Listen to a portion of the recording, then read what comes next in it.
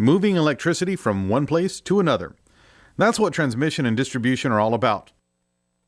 Out of all the components in a T&D system, transmission lines carry power at the highest voltage and over the longest distance. Transmission lines like these are the major arteries for electrical flow within the system. We'll examine their individual components and see some common variations in construction. To start, we need to know how transmission lines function in the long journey of electricity from the source to the consumer. We've looked at the path of electricity from the power plant, where it's produced, to the unit transformer, where its voltage is increased, and to the switchyard, where it's routed along the next stage of its journey. Transmission lines form the next part of the local system, carrying electricity at a high voltage from the switchyard to the substation. But transmission lines also play another role beyond the local system. The continental grids tie individual power companies into larger networks, and transmission lines form the connecting links. Through transmission lines, power produced in one area can be delivered to consumers in other parts of the country. To carry the power, transmission lines stretch across miles of countryside. It's a big job, but the equipment that does it is surprisingly simple. Transmission lines are made up of three major components. Conductors are the current-carrying wires of the transmission lines. Structures support the conductors above the ground and keep the conductors separated from each other. Conductors are hung from structures by insulators. Insulators prevent conductors from coming into contact with each other and keep them electrically isolated from the structure. A transmission line may carry as much as 750,000 volts. Their height above ground and wide separation between conductors are characteristic features that make most transmission lines easy to identify.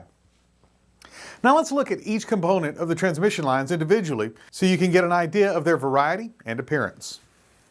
The current-carrying conductors of the transmission lines are usually bare metal wire. You'll almost always see them strung in groups of 3. Although construction and materials vary quite a bit, most transmission line conductors look pretty much alike. On the other hand, transmission structures come in a variety of shapes. They also come in every imaginable size. Obviously, there are many types of structures, but we can group all of them into 2 major categories: poles and towers. Transmission poles are made of either wood or metal. Each wooden pole is usually constructed of one solid piece. They're commonly used in groups of 2 or 3 poles to make a single structure. Metal poles are usually hollow and made in sections. They can be used singly or in groups to make a structure.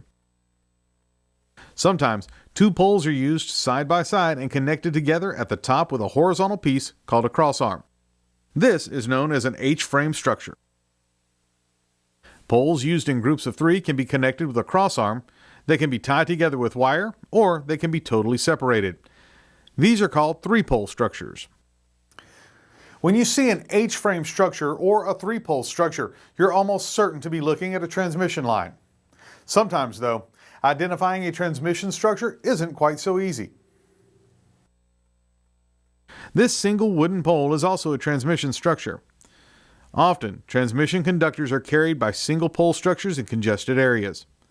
Single-pole structures are also used to carry distribution conductors. So, to identify a single-pole structure as a transmission structure, you'd have to rely on other features of the transmission line. The other major group of transmission structures is easy to recognize.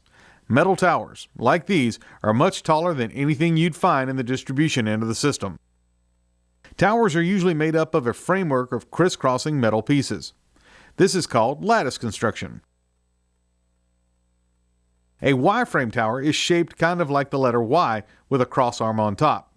A Y-frame stands on a single leg balanced by guy wires that are attached to anchor points around the base of the tower. A V-frame tower is another variation. It's similar to the Y-frame type with an extra upright at the base. All of these designs are intended to serve the same basic purpose: to keep conductors from touching the ground and keep them from touching each other. Now, the next type of component we'll examine serves to keep conductors from touching the structure. These are insulators. They connect the conductors to the structure and form an electrical barrier between the two. Insulators also come in a variety of designs, but on metal towers, you'll most often find suspension or disc insulators. A single disc insulator is bell-shaped. Now, most often, you'll see several disc insulators strung together supporting a single conductor. This distance between the conductor and the structure is critical. The higher the voltage, the greater the distance has to be. By connecting a number of discs together, you can get exactly the right amount of clearance and the right insulating value for a given voltage. Disc insulators can also be mounted in several different ways for different situations. When a string of insulators is supporting a conductor that's traveling in a relatively straight line, the string hangs vertically from the structure.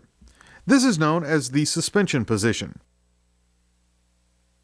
When the string is supporting a conductor that's changing direction or holding up the end of a line, there's a strain applied to the insulators. The strain swings up into the horizontal position. This keeps the conductor from swaying into another conductor or touching the structure. On tower structures, disc insulators are by far the most common type, but there is another type you'll often see. In congested areas where structures are smaller and voltages are usually less, you'll often find post insulators like these. For every voltage and every setting, conductors, structures, and insulators make up the essential parts of a transmission line. Together, they form the link between the switchyard and the substation in a T&D system, moving electricity one step further in its journey to the consumer. Now, when we continue, we'll take a look at the next major component along the way.